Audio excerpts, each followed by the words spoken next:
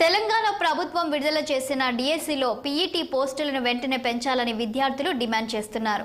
1600 పోస్టులకు గాను 182 పోస్టులను ప్రకటించడాన్ని నిరసిస్తూ ఉస్మానియా యూనివర్సిటీ ఆర్ట్స్ కళాశాల వద్ద ఆమరణ నిరాహార దీక్ష చేపట్టారు. దీంతో యూనివర్సిటీలో ఉద్రిక్త వాతావరణం నెలకొంది. దీక్ష చేస్తున్న స్పోర్ట్స్ స్టూడెంట్స్ నాయకులను ఉస్మానియా వర్సిటీ పోలీసులు అరెస్టు చేసి స్టేషన్కు తరలించారు. పీఈటీ పోస్టులను పెంచి కొత్త నోటిఫికేషన్ ఇవ్వాలని, లేకుంటే తమ పోరాటం ఆగదని విద్యార్థులు స్పష్టం చేశారు. ఇది ప్రజాపాలన కాదని, దగా పాలన అని మండిపడ్డారు.